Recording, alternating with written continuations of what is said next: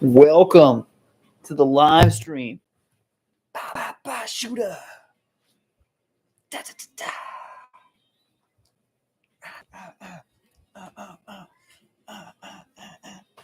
Bang. Woo!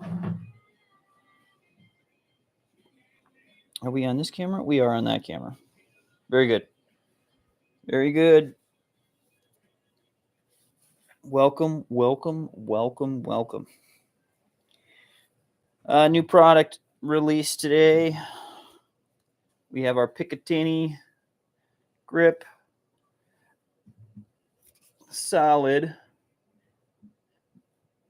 is now hex cut. That's right. Our Picatinny is now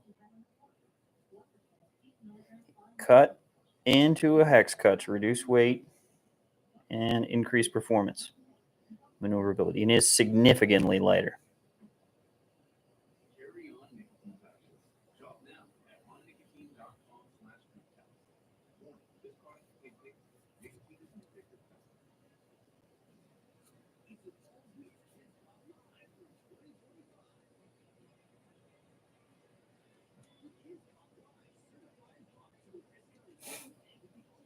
Kids Bop live tour is coming our way. Get ready. Wisconsin State Fair. Be ready to sing and dance. See you there.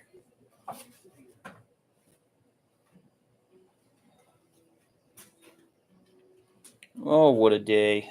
There's my brush. We are just going to be building inventory for the weekend. I've got a few orders. I've got to get together 5 orders.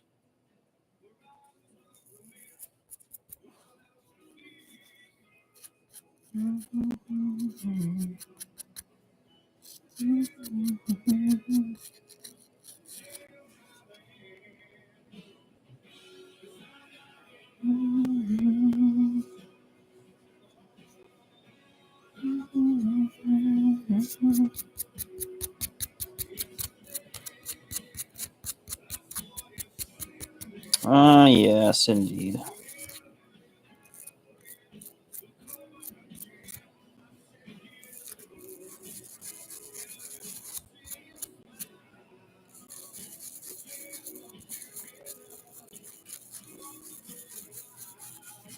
I need to get some brass hand brushes.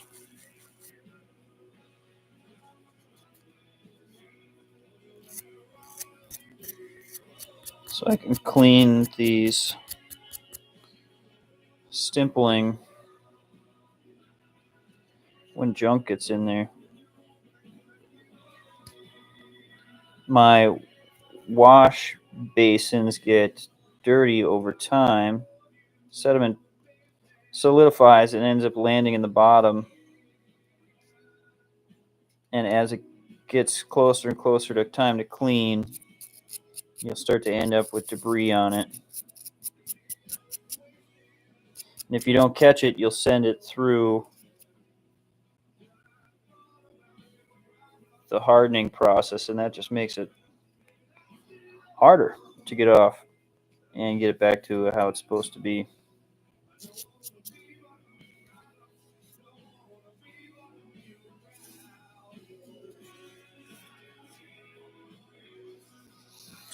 Okay, very good. Got it cleaned up. There's a little piece of junk at the bottom.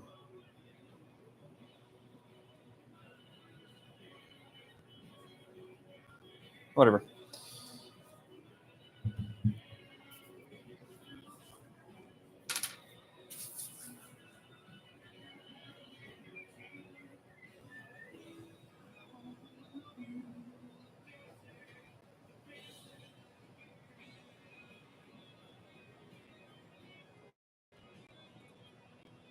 Oh, we're gonna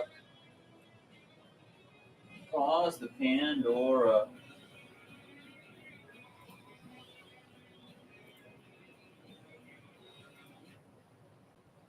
Pause in the Pandora.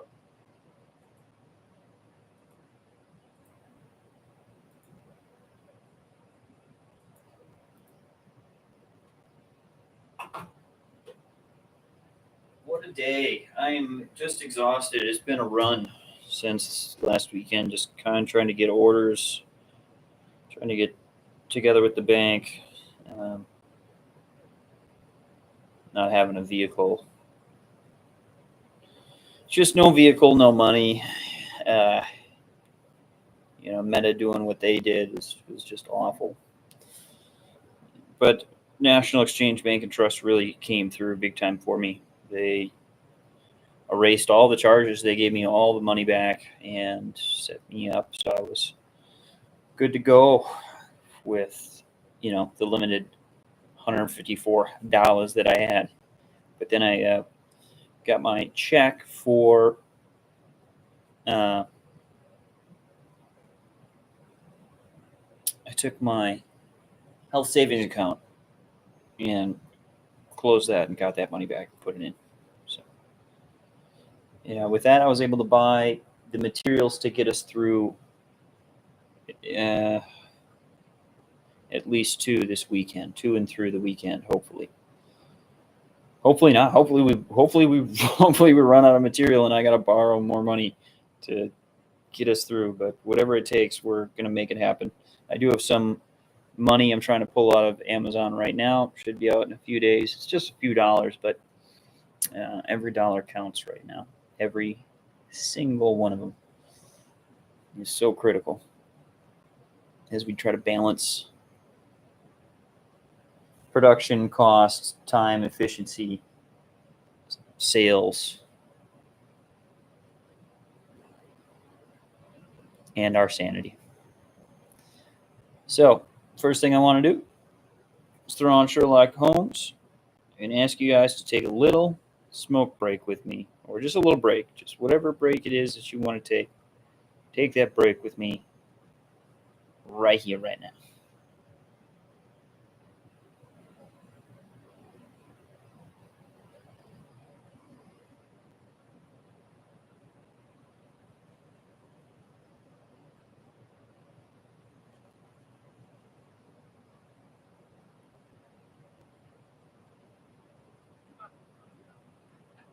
Doctor, I can see you're going to have yourself quite a Christmas. Big tree in the corner with colored lights on it. Where'd you get those? Table covered with presents. You must be mighty popular. Yeah, no, for me, my boy. You see, I'm having a Christmas party tomorrow for my housekeeper's little nieces. Oh. I'm going to dress up as Santa Claus for them. Well, I'm sure you look very convincing in the part. Oh, by the way, Doctor, I brought you a little present. Here it is. I hope you like it. Mr. Butler, someone for you too, you know. Oh, you mustn't open it until tomorrow. Here you are, my boy.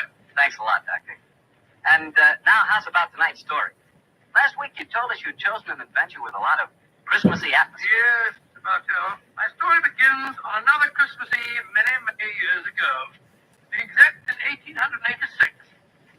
Time the adventure occurred, I must confess I didn't quite understand what was going on myself. In fact, I never did quite make head or tails of it until Holmes took pity on me later and explained the whole thing. But I shan't try to confuse you, Mr. Bartell. I'll tell you the story exactly as it happened. Right you are, Doctor. Let's go. On that Christmas Eve in 86, I was standing in our baker's Tactical room, Dragon is sick. costume of Santa Claus. Holmes, his long, Tactical thin Dragon, fingers yo. pressed together, lay back in an armchair and gazed at me quizzically, while our housekeeper, Mrs. Hudson, stood by the door and... Sir Watson, you make a grand Santa Claus. Mrs. Hudson. How's the beard on, Watson, old chap? I'm afraid it's comfortable. How does it look? Oh, you look just like the old man on the Christmas cards, Doctor. Yes, Watson. It really becomes you. Cheery twinkle of the eyes, the ruddy complexion, and the appropriate girth. What a shame we can't obtain some snow on a sleigh and reindeer for you. However, I'm sure Mrs. Hudson's nieces will be very much impressed. Oh, they will that, sir. And it's very kind of you, Doctor, to offer to come over to the house with me. There's father in the hospital and my sister at his bedside. It would have been a very miserable Christmas without me. Oh, I could enjoy myself, but I think I'll take this beard off before we get there. That's it. Are you ready to leave, Mrs. Hudson? I am, sir. Will I get a cab? How far do we have to go? Oh, Lexington Gardens, number 29. 8. It's just off the Edgware Road, Doctor. Far, but bearing in mind my costume, I suppose we'd better take a cab. Aye, sir. I'll get one. Holmes, what are you to do with yourself? I hate leaving you alone on Christmas Eve. Oh, don't worry, old chap. I shall spend a profitable evening writing on my new monograph. What's this one about? An analysis of teeth marks on pipe stems, with particular regard to indicated character. Gracious me, how exciting. Well, I must be going. Don't forget your sack of presents, old fellow.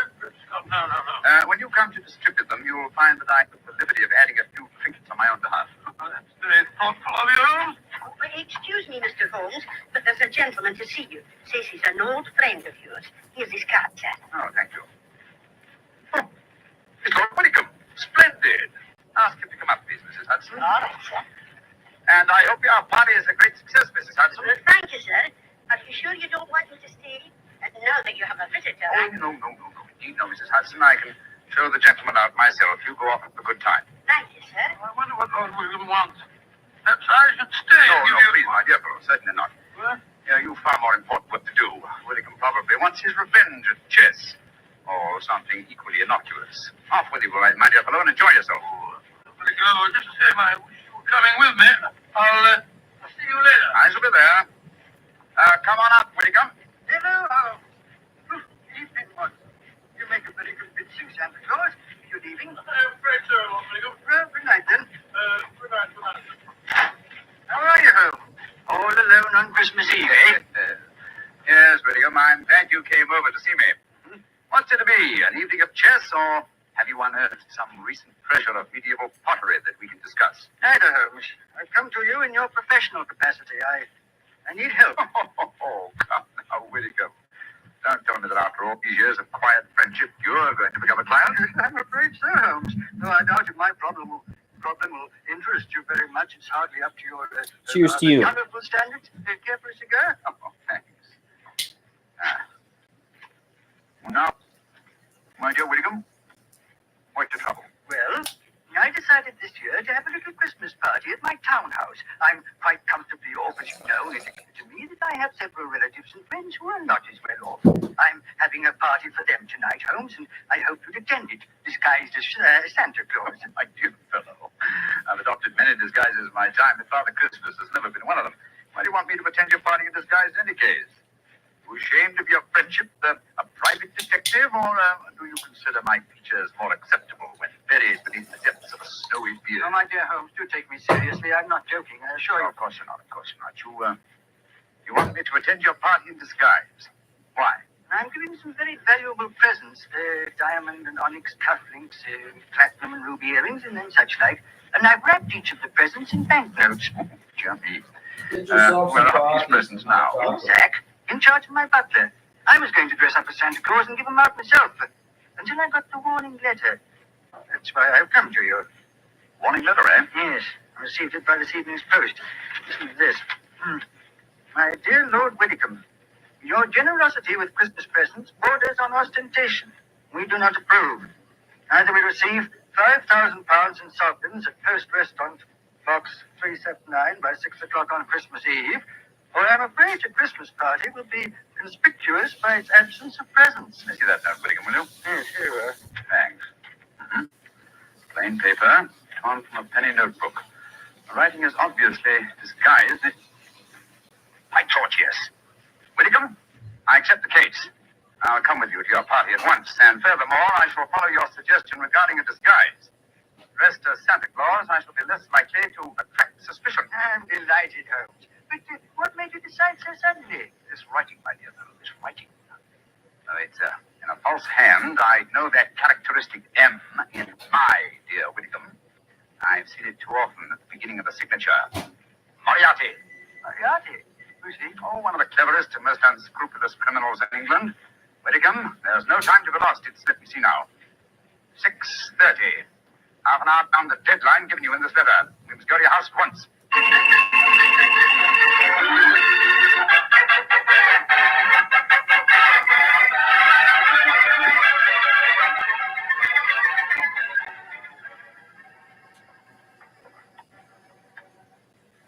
This is as far as the card can take us, Doctor. Here, Cabby. Here's 5 shillings for you. Merry Christmas. Oh, bless you, Captain. A Merry Christmas to you, wanted to get into the house through the back way. And we made just regular M-lock vertical grips. Well, I to come down the kitchen chimney. The thing that's holding us up right now from shipping is... I'll go in the front. Splendid, Mrs. Hudson. Which is the house? Number 28. Wow, holy The cow. third one down the alley, Doctor. I'll have the back window open in no time, and you can slip in without any of the beer and seal. Very well. Gloomy little street, I must say. Oh, well, where's the music coming from? Oh, it's from that temple across the street, Doctor. The disciples of the octagonal square, they call themselves. What on earth do you suppose that means?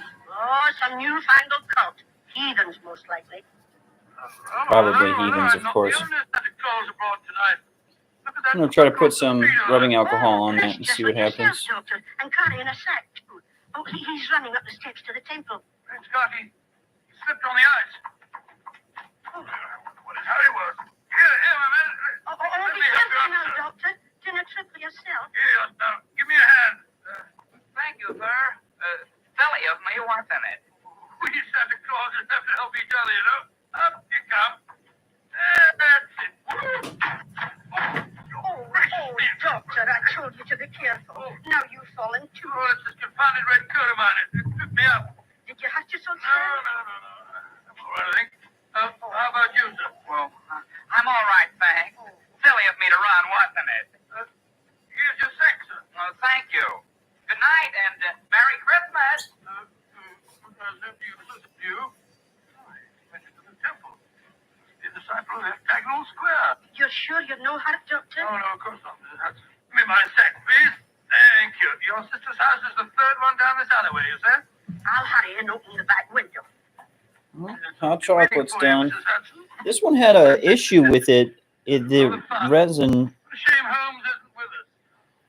Well, somehow a big glob got on there. What? We're gonna see if we can't sand it down and save it, but it's gonna take some grunt work. Oh, that's for sure. This is my house, Holmes. Number 39. 39 Bronson Square, eh? And dear old Watson is just around the corner in Lexington Gardens and hasn't any idea that I've left Baker Street. Yes, here you are, Cathy. Thank you, sir. Merry Christmas, sir. Uh-huh. Listen to that. Carol singers. Yes, we'll probably have our fill of them before this evening's over.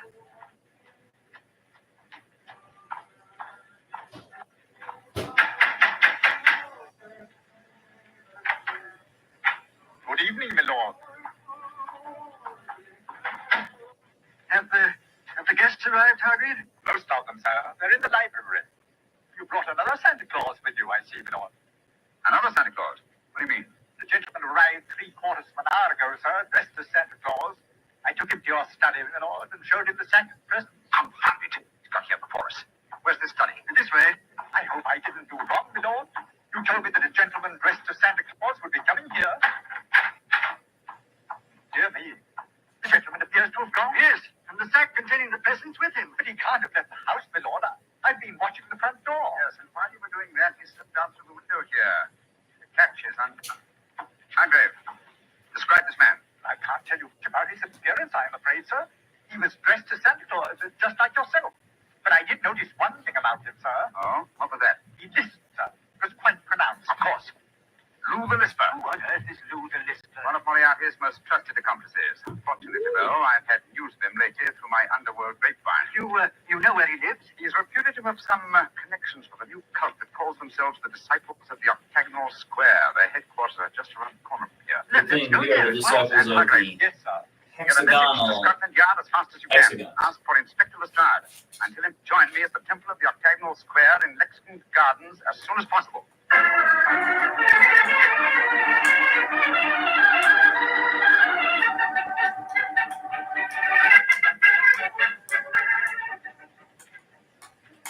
Yeah, children we are are part all of the excited, hexagonal Doctor. I hippopotamuses. told them you just came down chimney. Oh, slip the bed on and then I'll go into him. Will I announce you, Doctor? Yes, please, Mrs. Hudson. All right, sir. Now, children, quiet. Santa Claus has come to see you, and he's brought you all presents. Hello, children. Hello, Santa Claus. My name's Elsie. Did you bring me a present? Why, I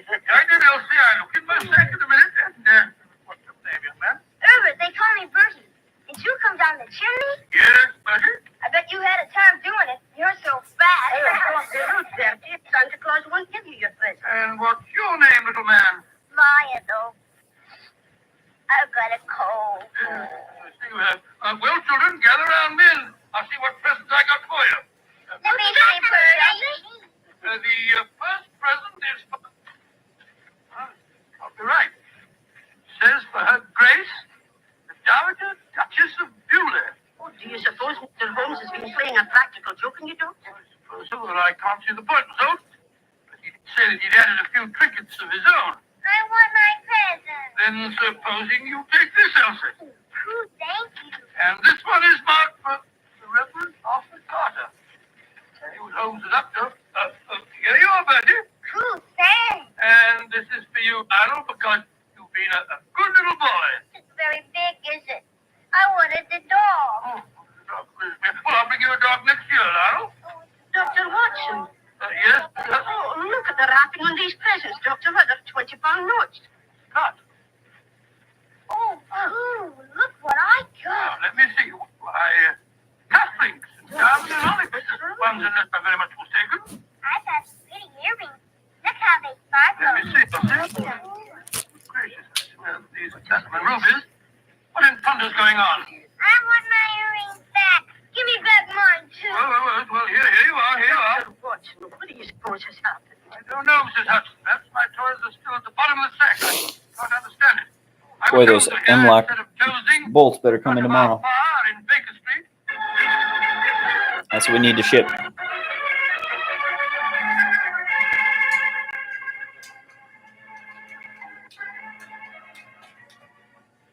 are you, Holmes? Here by the bed. This is the only room in the temple that gives any sign of being lived in. Albert has been here, but I'm afraid it's alone. If Inspector Lestrade will get here, strike a match, will you, Whitcomb? Right. Yeah.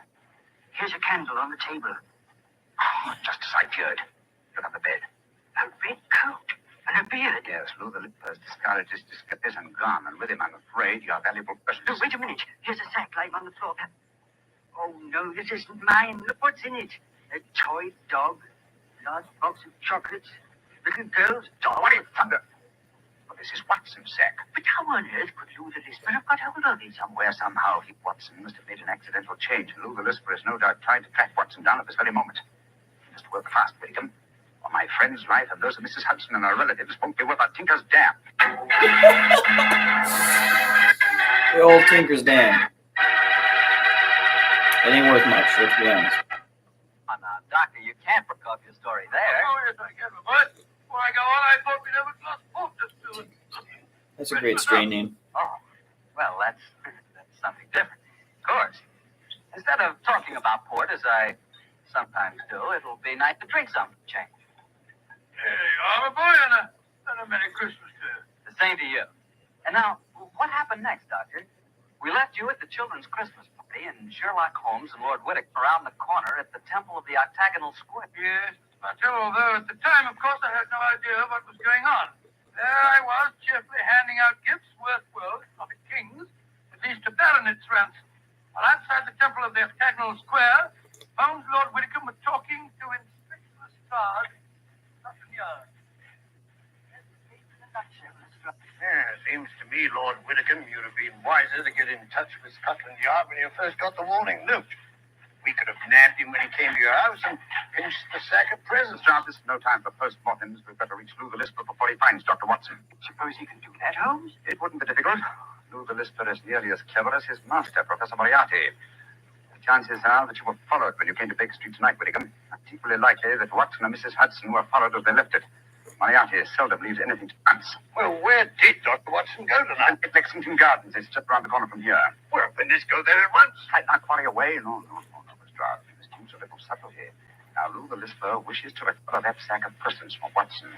How would he invade the party with the least possible trouble? By dressing up as Santa Claus again? No, I think he's overplayed that role for one evening. Well, then how would he try to get in, Mr. Holmes? Oh, come now, Lestrade. What group of people can enter any house on Christmas Eve without invitation and without creating suspicion? Carols. Exactly, my dear fellow. I shouldn't be at all surprised if at this moment Lou the Lisper and some of his gang are singing carols outside 28 Lexington Gardens. Well, then what are we going to do? Form a rival choral society. How many of your men bring with you?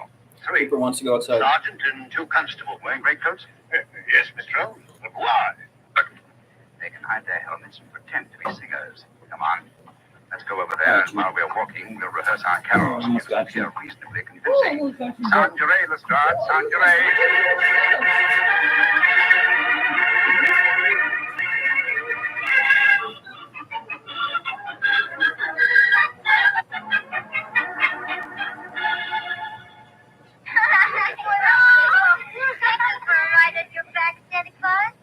No, you mustn't make Santa Claus too tired. Oh, that's all right, Mrs. Hudson. Hop on now, hop on. Can't they come inside and sing for us, Santa Of course they can. Ask them to come in, Mrs. Hudson. Will you? right, sir. Oh, come on, let me get on your back, too. Oh, now, take it easy. Ooh, there we go. I want to see your reindeer, Santa. See my reindeer? Oh, well, up on the roof. I'll climb up and see them. No, you must do that. They're asleep. Oh, here are the carol singers. Off you get, children. There we go. That's it now. Good evening, gentlemen. Good evening, and Merry Christmas. You like to sing some carols from the children? After that, I'm sure you'd like a drop of somebody won't that. Well, thank you, sir. We should like that. Take you before somewhere, my man. No, sir, I'm sure you haven't. Come on, man. Let's sing Good King Went Full It. Well,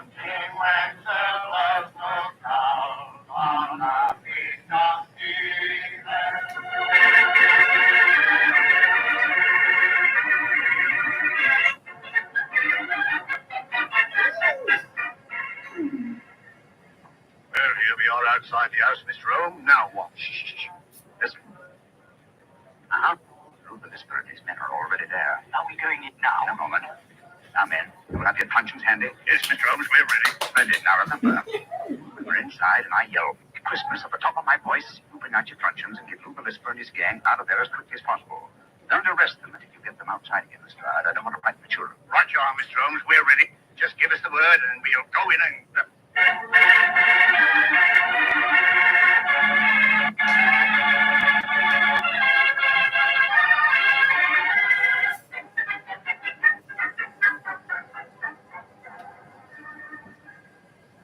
That was very nice singing. And now, how about something to warm you all up? That won't be necessary, Dr. Watson. See to the door, Sammy. Now, all of you, stay right where you are. Who are you? What do you think you're up to? Please don't be difficult, Doctor. All I want is the jewels out of my sack that you stole from me tonight. If you try and stop me, I shall have to hurt you. Why do you talk so funny? You got a cold like me? Shut up. Now, Doctor, where are the jewels? Oh, curse it.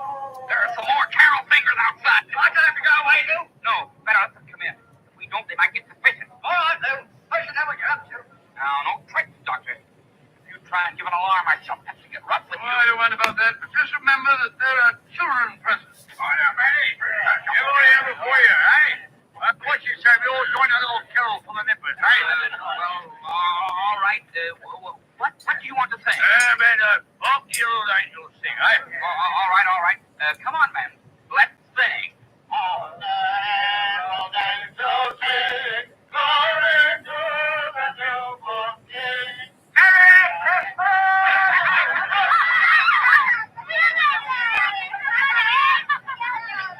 Dr. Watson, what's happening? They're all hitting each other with Hey, you got this. They're all going away. They're trying to get up. Hey, come back in. Put it on them thing on. I'll explain to you later, Butcher. Lestrade! Yes, Mr. Holmes? Take them to Scotland Yard and prefer charges. I'll be over in a little while and give evidence. Right, you was it. Too bad we didn't catch Professor Moriarty, too. Well, at least we have some of his cohorts. I'll see you later, I Lestrade. thought I knew what was going on here. Is Moriarty mixed up in this business? Yes, Watson. I'll tell you all about it as soon as I've straightened this thing out. Now, Whitcomb. Moriarty's lost more men Notes that you used as wrapping for your than any gifts leader seem to have been scattered all over the I house. know of. You want me to recover them too? No. From what you told me of the children, I think their parents could use the money much more profitably than my relatives. In any case, I can repeat it. A very generous Christmas gift. Well, children, did you enjoy the little game we staged for you? It wasn't enough, but... Yes, I nearly died laughing when they started hitting each other. I'm glad you enjoyed it, children. And now I want you to show me the presents you received.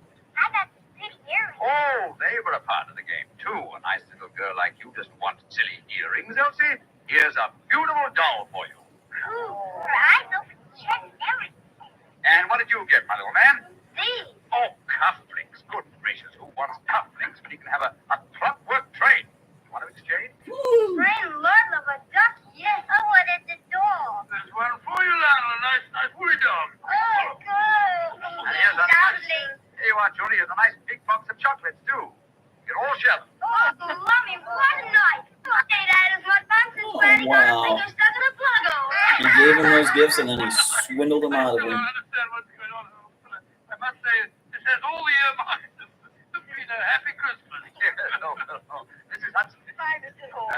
How's the turkey coming on? Oh, it'll be ready in a few minutes, Mr. Holmes. Splendid. And while we're waiting, perhaps the children will oblige with something we haven't heard so about. Mrs. I know what you mean. A Christmas carol that really sounds convincing. How about it, children? All right, then. Come on, Elsie. Come on, Lionel.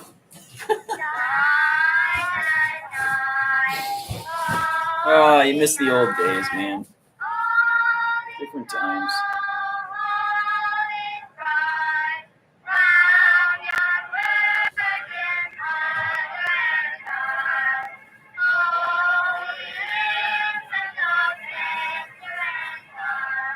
All right.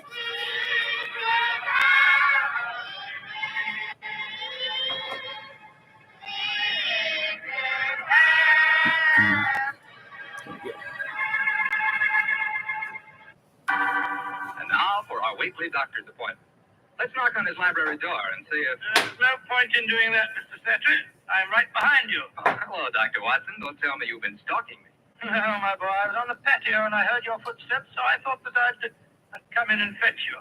Let's go back and sit out there, shall we? It's a beautiful evening. That's fine with me, Doctor. Here we are. Now settle yourself down in a chair and light a cigarette. If you have 120 one. sandpaper. I'll get on with my story. Well, last week, you told us it concerned an adventure that you and Sherlock Holmes had in Flanders during the First World War. That's right, Mr. Sattery did. I thought that you and the great man had retired at that period. We had, my boy, but it was only natural that as soon as the war broke out, we both offered our services in any capacity that might help our country. Of course. And how did tonight's story begin, Doctor? It was in the winter of that first year. Things weren't going very well for the Allies. The Germans were advancing on Paris, and the picture was looking very black. It was just 24 hours before the famous Battle of the Marne began, the battle that changed the early course of the war, when Holmes told me that we had to go up to the front lines on a secret mission. We'd been in Paris for several weeks, where Holmes just solved the case of the missing aide-de-camp. I was anxious to get back to England and my work in the war hospitals, but of course this new summons was in the nature of the command. And so, late on a rainy September afternoon, Holmes and I, with the boom of gunfire in our ears, found ourselves in the front seat of a staff car, slushing and jolting its way towards the battlefield. It's the Colonel's brother. What Colonel's love it, you, brother. you gentlemen? No, Sergeant, not at all. Well, The you're actor. doing a splendid job. Oh, look out, considering the state of the road. Thank you, sir. Hello? The gunfire is getting nearer, Holmes. Yes, old fellow. I imagine we haven't much further to go, have we, Sergeant? No, sir. We're nearly there. Did you notice the two civilians in the back seat, Holmes? Yes. Handsome woman and a distinguished-looking man several years her senior. I wonder who they are. I'll tell you. He's a Shakespearean actor of some note, though he never achieved the fame to which he thinks he's entitled. I shouldn't be at all surprised if he feels that he's been slighted in not receiving a knighthood. Well, Holmes, that's amazing. How could you possibly deduce all that from just looking at the man as we got into the car? Elementary, my dear fellow, I didn't deduce it. We saw him twice last year in the London Theatre, if you remember. His name is Maitland Morris. As for his biography, he's a friend of my brother, Mycroft. He told me about him. Well, what do you suppose he's doing up here near the front lines? His brother is General Sir Stanley Morris, who's in command of this particular front, and it would seem reasonable to presume that his brother has come up here to give a performance for the frontline troops. I suppose this hut is as far as we can drive, Sergeant. I'm afraid so, sir. We're 4 miles from the front line now. You'll have to clear your papers here. See that ruined farmhouse there, sir? Yes, Sergeant. Is that the General's headquarters? Yes, sir. Come on, Watson. Good Lord, it's pelting with rain. Yeah, let's make a dash for it.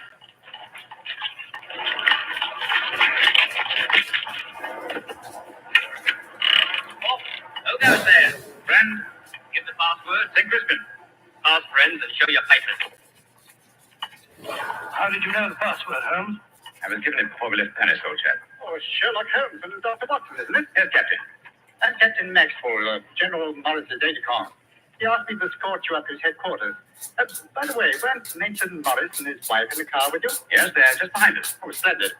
I'm afraid I had to ask to see your papers. Yes, of course. Here's my permit, Captain Maxwell. Thank you. I know you both, of course, but we can't afford to take any chances when they're this close to the enemy lines. Let's see.